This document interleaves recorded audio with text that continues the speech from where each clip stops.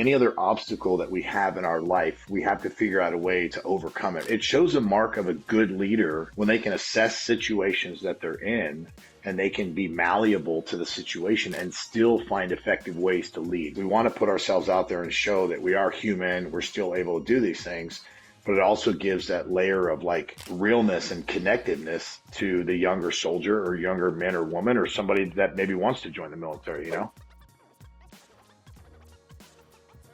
I think one of the coolest things of being at the academy for me, and it's what was told to me before I came here, but the networking aspect, like the people I'm meeting, the high caliber individuals, the leaders with all this vast varying levels of experience has been just super cool to get to know everybody. Forget the coursework, like I'm getting the coursework done, but like what I really want to do is dig into the leaders and try to learn as much as I can from them, because I think that's really what's going to serve me the most and serve the world the most, moving forward. Yeah, completely agree, man. Like, again, we're getting through the coursework and we're learning different, nuances of how to do high level tactical stuff, whatever. But I would agree, like, between the cadre, the instructors, the fellow students, perspective is one of those things that's the unteachable craft, right? There's no way to get true perspective from other people unless you get to know them, hear their side, hear their background. So I would agree that being in community with all these students is what is making my academy experience so much better. And I'm sure, you feel the same way. 100%. It's what you make it. There's all these different types of people here, and you'll hear people complain about various different things about the academy and whatnot. And for me, I'm like, hey, look, man, you're missing the point here. Like, it's what you make it. If you're sitting here thinking that somebody's just going to enlighten you or somehow impart some wisdom on you and or whatever, you're expecting something out of the course, it's going to be how your perspectives and are you willing to be a sponge and kind of take it in. I think a major failure of a lot of leaders that I know is they want to tell you how right they are and how much they know, but they're not really willing to listen to other people about what they know and consider the fact that maybe there's some different ways or better ways to do what they're doing.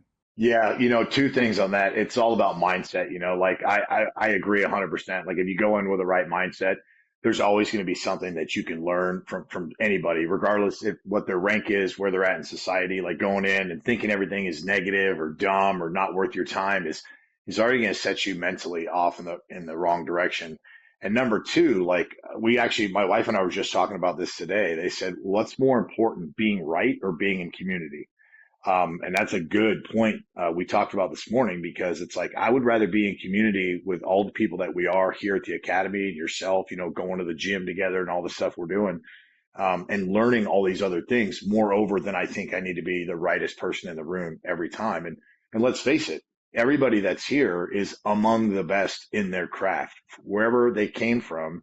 All of us were at the highest levels in our own organizations. So for all of us to be here now, that kind of like levels the bubbles for me anyway, on how I need to posture my mind and my brain and my heart towards how I'm going to get the most out of this.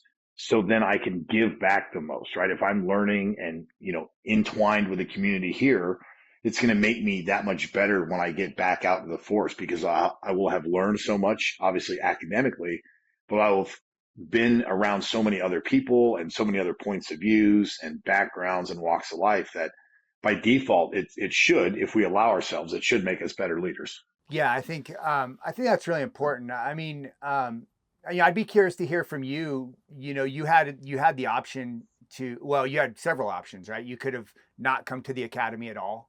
You could have done the distance learning, or you could have came here to the residence course. What fed into that decision for you? You chose the residence course. You're a reservist, right? You're in the reserves or guard? Yes. Yeah, reserves. Yeah. Reserve. Yeah. Yeah. So like me, I'm in the guard now. And so I had all these options. But I know what it was for me, but I'm curious for you. Why did you come to the resident course? Yeah, achieving the position and rank of sergeant major has been, a goal of mine, for quite some time, and even years ago, I always told myself if I ever had the opportunity to go to resident course, that obviously I'd want to take it, and years go by and different things happen. And the way we get selected, it's very tight. Like you guys are a little bit differently. Active duty is a little bit different with us. It's pretty tight as far as we have to get balanced against positions. And the way it works for us is if you kind of rank high enough, you have the option to submit for resident course. Doesn't mean you'll get it, but I was lucky. I did very well on last year's OML getting us here. So when I submitted my paperwork, talked to my wife and family and all that and submitted my paperwork and I got selected. It's kind of a double-edged sword if I'm being honest with you. I've spent a lot of time like you have, Athan, in my career away from family, away from friends, doing all kinds of different things. Um, and admittedly, it was a little bit selfish. If I'm being very open and transparent, it was very selfish of me to want to throw my name in the hat to get considered to go to resident course, which I did, because I could have easily done the distance learning and stayed at home and done all that. However, my wife and I talked about it. I submitted for it. I got selected. I just looked at it as an invaluable experience, not just for me, but what I can then learn from here and impart on other people. And I have a really good, civilian job back home, and I'm sure that I could have managed all of the coursework and all of my civilian job and kids and family. I'm sure I could have managed it. But admittedly, those intangible things that we're learning here is what I really was after, kind of like we started with. I was really after those in between class conversations, that one-on-one time with the instructors, the structure of the academy and the curriculum is really what I was after, moreover than I was after just being able to write a good essay or do a good presentation. I was looking, because I'm such a people person, I figured if I was around all these like-minded people, number one, I could kind of see the barometer of kind of how I did some self-assessment on kind of where I was at with my career and my mindset and my growth. And then be able to just learn from all the other people, all the other folks that are here, both active duty, guard, reserve, and obviously all of our international partners as well. So that's how I got here. Yeah, I can relate with that so much. I mean, I think for me, same thing. Like, and I'm in the difficult situation of being a business owner. So, like on the civilian side, I run my own businesses, and that doesn't stop while I'm here. I'm still running three businesses while still trying to keep up with all the coursework and everything. And so that was a real challenge. Like you said, just talking to family, talking to people I trust about what's the right option for me. And what it really came down to for me was was really two things: wanting to focus, right? Like to really like have the ability to be immersed in the experience and to Mhm. have the focus and prioritization of it, because I know myself, like you, I could easily get through the coursework and no issues, but would I get the best? Would it be the best use of my time? And then the second part of it kind of goes into that, because it's not for me, the academy isn't about what I can get out of it. It's about what I can give, what I can give, one, through the experience of being in the academy, to others, but what can I also give afterward? I want to be the best possible leader that I can be, and I want to do that for other people. I want to, so that other people can maybe I can help other people move the needle. I've been so lucky to have some amazing leaders in my life and in my career, and they gave me so much that I just have a ton of gratitude around that, and I want to be able to do the same thing for other people. Yeah, I feel the exact same way, Ethan. It's like I've been very blessed to be, have the career that I have once I got up active duty up until currently. Tons of great people, that came across my path, and my mentors, and other civilians, and just so many people. And like you, I feel like being here will posture me, with all the other things that we like to do, like all of our other practices and disciplines that we do each day to get our minds right, included with all the stuff that we're doing. I 100% agree. Like I feel like it will posture me the best to give the most back.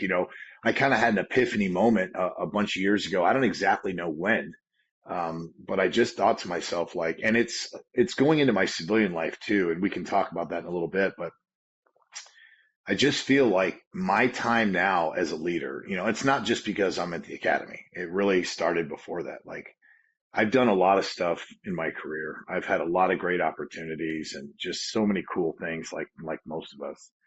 But who hasn't had those experiences is the soldiers that we're in charge of, right? So my goal now as I continue to serve the rest of my time is to come alongside all these soldiers and civilians and others, just, however God aligns these people in my life and me in their life.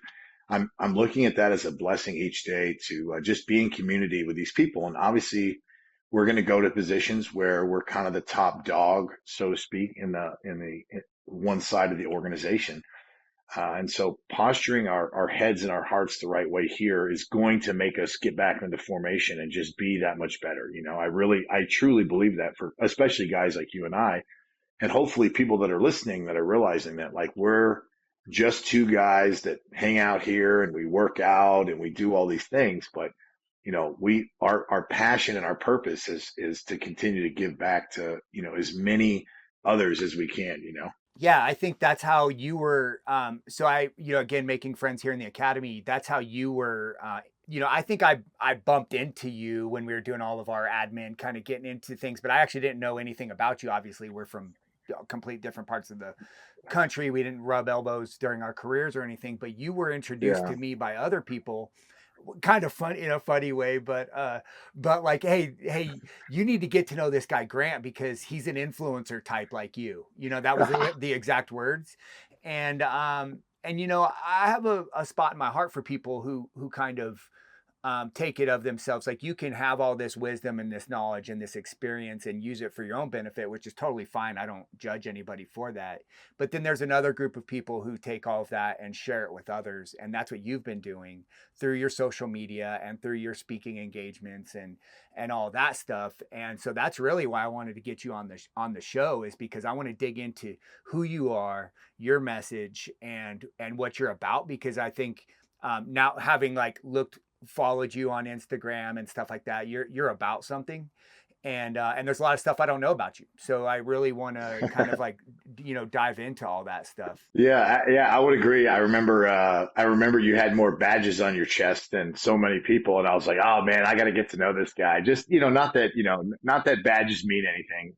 No, let me take that back. Not that they define a soldier. We know that, but it always gives me a glimpse and a look into the character and the caliber of people.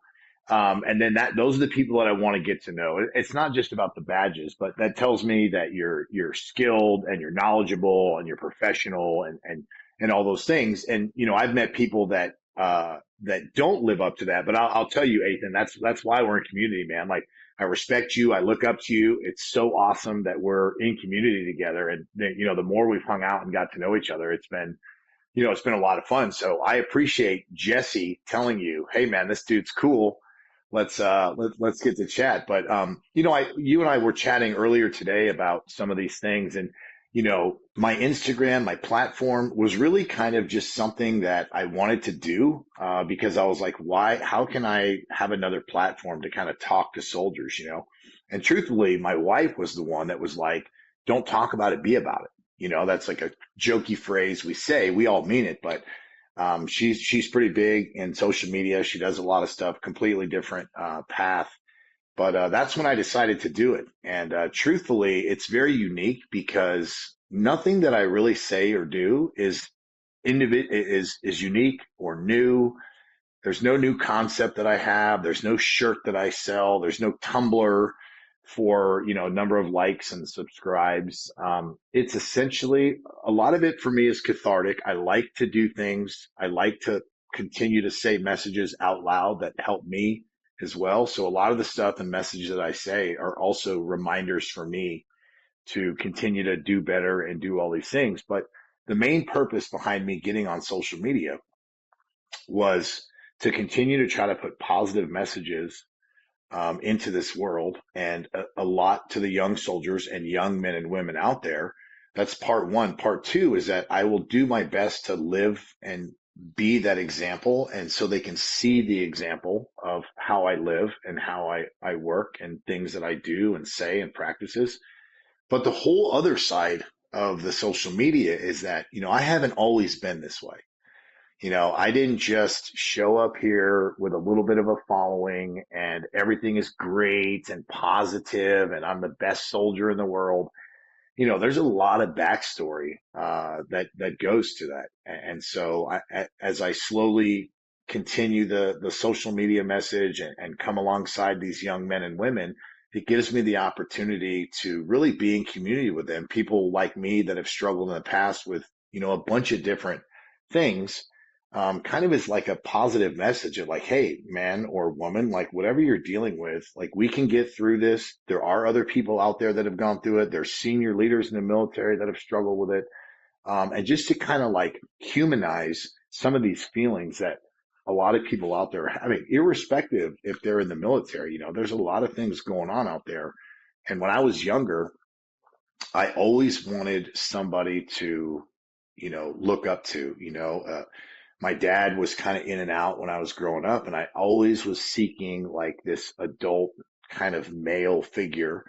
And so I've always thought to myself, like a lot of the messages that I say, I'm thinking in my head, what would 12-year-old Grant, what would he have wanted or needed at that influential time in his life, or 14, 16-year-old Grant getting, going into high school and all that. So that's kind of how I frame my stuff. And, a lot of it, like I said, is just about things that I like to do and positivity and mindset and, nothing unique or original. It's just my version of it. Yeah, I think there's so much to unpack from what you just said. One thing is that, yeah, like you said, there's like nothing that we're doing today, like that anybody's doing today that's like really unique. It's all been done. But I think that what people still need out there is someone to help them do what they already knew they were supposed to be doing, but they just are stuck in some way, shape, or form. They've got some sort of barrier to that. And there's like I said, like there's no magical habits, that secret habits that nobody knows about or Yeah. anything like that. You know what I mean? But yeah, and still people still have trouble doing those things for themselves. And so we need people like you out there being the example, um, to help figure that. Here's what it looks like. And also seeing the flaws or the struggles. People need to see people struggling with other people struggling things, because they're like, oh, okay, it doesn't have to be perfect. We can make imperfect progress through life and be highly successful. Yeah, you absolutely, especially in our organization, right? Which is, strength, structured and rank and all these different things. And there's been a ton of, senior enlisted and senior officers that have done a really good job on social media. A lot of it, a lot of my stuff lately has been more comedic, just to kind of poke fun at the whole thing because it's been fun. It's taken me forever to get here, so might as well have a little fun with it. Um, but it's just like it also shows flexibility and adaptability. I'm not patting myself on the back. It's one of those things like any other obstacle that we have in our life, we have to figure out a way to overcome it, right? So why I use that is because, there's a lot of people especially here in the United States, they look at senior leaders or older men and women in the military, and they look at us sometimes like we're not in touch. And there's this mantra of kind of the old heads and doing things the way we used to do and back in the day. And while that's all true, I think it shows a mark. I'm not saying I am, but it shows a mark of a good leader when they can assess situations that they're in and they can be malleable to the situation and still find effective ways to lead, right? Like I've been in a long time, you've been in a long time. That's not an excuse to not provide or do our best to provide great leadership to these young soldiers. That's not like, well, it's not like it used to be, so I'm going to just do that, and we talk about this all the time. Like so many senior leaders are fixated on one thing, so yeah, you're right. Other people are struggling these things. And with social media, it's even more of a microscope every day, so that's kind of the weird dichotomy between this. We want to put ourselves out there and show that we are human. We're still able to do these things, but it also gives that layer of like realness and connectiveness to the younger soldier or younger man or woman or somebody that maybe wants to join the military. Yeah, I think 100%. I think one of the and we've all seen examples of like bad leaders, and like one thing that I think some bad leaders do are they become disparaging or judgmental, kind of like we talked about earlier, where it's like, hey, all these, you hear it all the time, like this new generation, they're lazy, they don't, you can enter in any descriptor about, it's just finger pointing, and you see leaders saying like, oh, this is all jacked up because this isn't how we used to do it, or whatever. Um, and I think that's a major problem. I think as human beings and as leaders, one of the best things we can do is come from a place of understanding, awareness, understanding, and trying to put yourself in the shoes of somebody else, so that you can solve the issue. Yeah, yeah. I mean, that's, you and I talk about this. We talk about this at the academy all the time.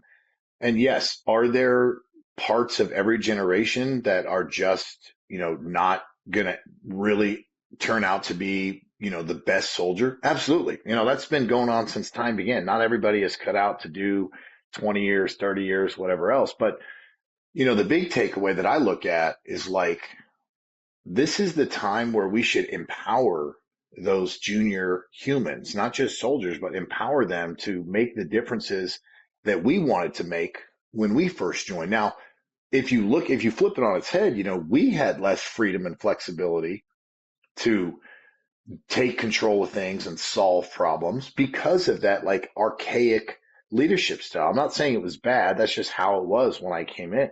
So I look at the younger generation as this is a positive opportunity to engage with this next generation of great leaders. I say that all the time on my page, like let's empower the next generation of great leaders because we have some in the military now that it wasn't my choice for them to join. It was their choice. But it's not going to be, we don't want to make their life miserable. Everybody joined for a reason.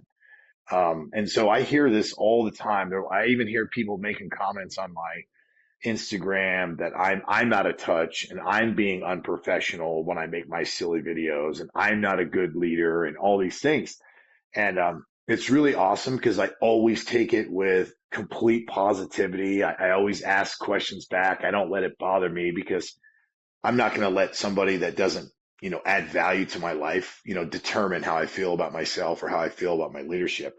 But I look at it as a unique way for us to continue to engage with the young soldiers because if and when something happens while you and I are still serving, this is the fighting force that we're going to have. And so I don't listen to what all the talking heads in the media say about what these soldiers are because you and I are with them all the time. And there's a lot of damn good soldiers in our formations now that are agile, they're smart, they're adaptable, they're this technology, they've got all this stuff figured out. So I try to reap the benefits of those positive things and then come alongside them and teach them things maybe that they haven't been exposed to or they have no perspective on. I think that's the benefit of guys like you and I is we bring a lot of knowledge and experience. So if we're allowing them if we meet them where they're at in their, military journey, I see it as a very positive thing.